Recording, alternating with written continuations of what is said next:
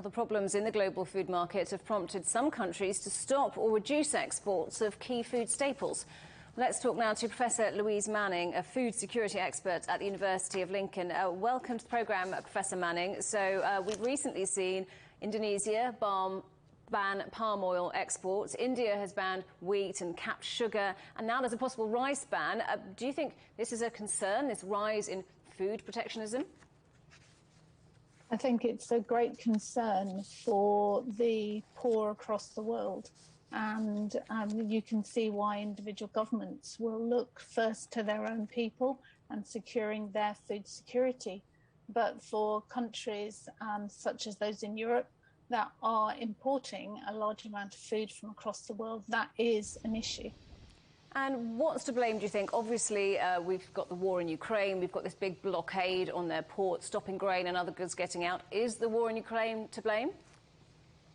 The war in Ukraine is the most recent impact on our food security. But coronavirus, we cannot forget the impact globally of coronavirus, and it will have had deep-rooted impacts on how we produce food across the world.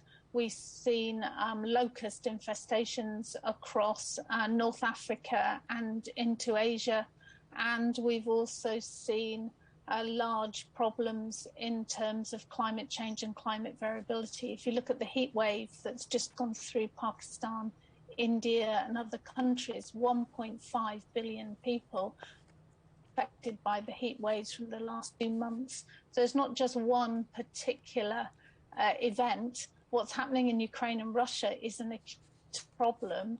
And for many of the countries that are totally dependent on the grain and oil from those countries, their risk is very acute. So what countries are we talking about here? You mentioned poorer countries. We heard in Michael's report that Chad had declared a food emergency. Which countries are going to suffer the most? I think all countries will suffer. If you think the countries, if we're looking across Africa, we can think of countries such as Uganda, countries such as Egypt, not only in terms of the grain, but the biggest challenge is if you haven't got oil to cook your food, irrespective of what the food is, then you have a problem. But we also have to recognise that many of our communities that are on for low incomes in the UK rely upon bread and pasta. That is what large numbers of our communities eat.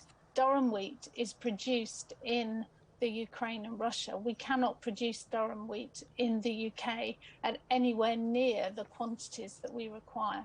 Sorry, I didn't mean to jump in. So some things can't be produced in certain countries, but do you think we will now see an increase in countries producing their own food as much as they possibly can, and an end perhaps to the era of global food supplies being shipped around the world?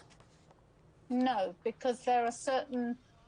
we talk about wheat, and there are many different types of wheat. There's milling wheat that makes bread.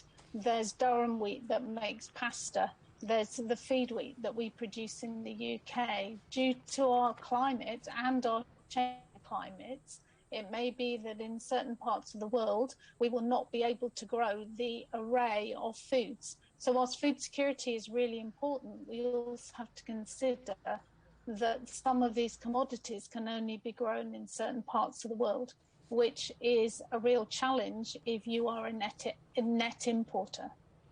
OK, Professor Louise Manning from the University of Lincoln, great to talk to you today. Thanks very much for joining us.